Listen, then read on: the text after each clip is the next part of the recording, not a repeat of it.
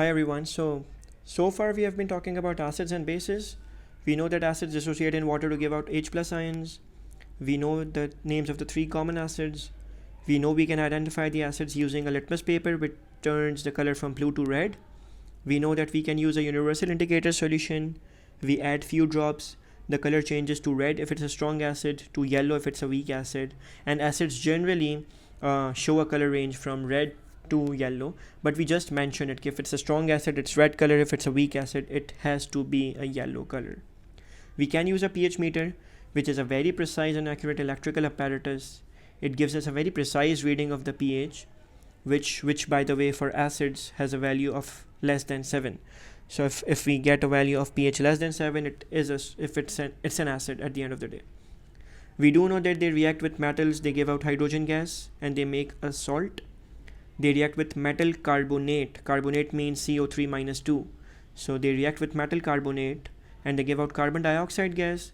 They give you water, they give you a salt.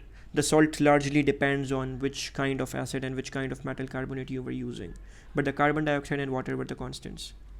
Then we talked about the idea that bases are chemical substances that neutralize acids. They could be soluble, they could be insoluble. If they are soluble, they are known as alkalis and they have metal hydroxides. There are only 4 alkalis possible: LiOH, NaOH, KOH, and obviously the fourth one we did see in the last video was the NH4OH. So these are the 4 alkalis.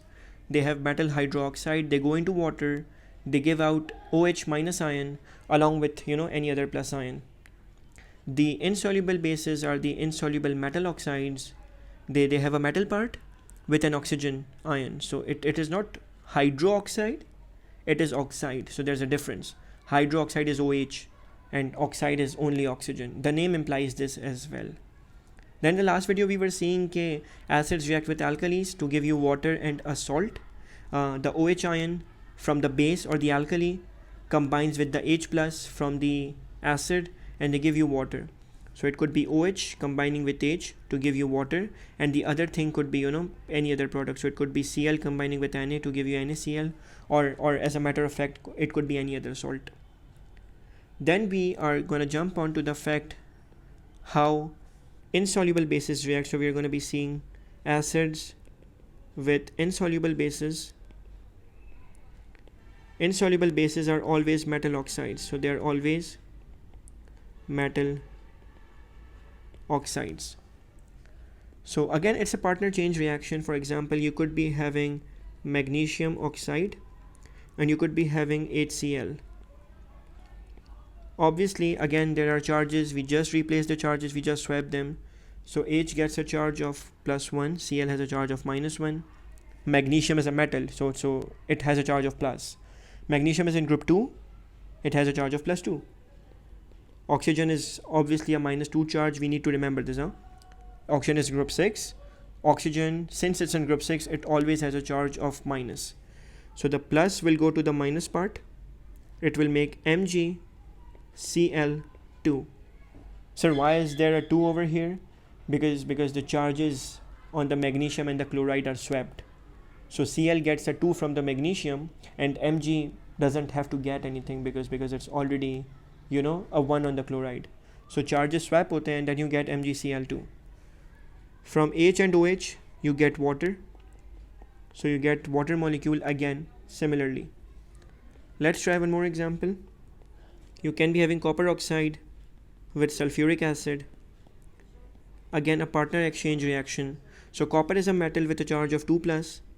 Oxygen or oxide has a charge of 2 minus. Sulfuric acid has H plus with a charge of plus. And sulfate is minus. So copper's plus charge goes to the SO4 and gives you CuSO4, which is copper sulfate. The H will go with the OH, with the O obviously, and it will give you water. So H and O combine to give you water. It could be any metal oxide. For example, it could be zinc oxide, and as a hypothetical example, it could be any other acid. Let's say maybe sulfurous acid. Maybe it's a different acid, or let's keep it simple. Just let's keep it with sulfuric acid. So zinc has a charge of plus, oxide has a charge of minus, hydrogen has a charge of plus and sulfate is a minus. We get the partners exchange, so at the end of the day what we get is zinc going with the SO4. So zinc will give you ZnSO4, which is known as zinc sulfate, and the H will give you O. So H combines with O to give you water molecules. Again, a partner exchange reaction, nothing big over here. We exchange the partners, we get the product. And the product is largely based on what kind of acid and what kind of base you were using. So it was magnesium chloride. The magnesium comes from the magnesium oxide and the Cl comes from the HCl. Similarly, every time the metallic part or the initial part comes from the basic part, and the SO4 or the NO3 or whatever the next part is comes from the acid. So half of the salt comes from the base and other half comes from the acid. So we know that metallic oxides are basic in nature, number one. They react with acids, they make salt and water. So these are the two products over here. Now, generally summarizing all the ideas about acids, we can use another paper for it. So we know acids dissociate in water to give H plus ions. We have two kinds of acids which is generally we should look at. We have strong acids and we have weak acids. Strong acids are the ones which fully dissociate in water. So when they go into water, all the molecules are going to properly dissociate and they're going to release properly hydrogen ions. So they dissociate fully. And the weak acids dissociate partially. So they partially dissociate. They do not dissociate completely. They do not completely release all the H pluses possible. They do it halfway or perhaps 5% or maybe 10%. So weak acids are not going to dissociate completely. Strong acids have a pH in the range of 1 to 3. Weak acids have a pH in the range of 4 to 6, or you can say 6.9 even. Acids have multiple reactions.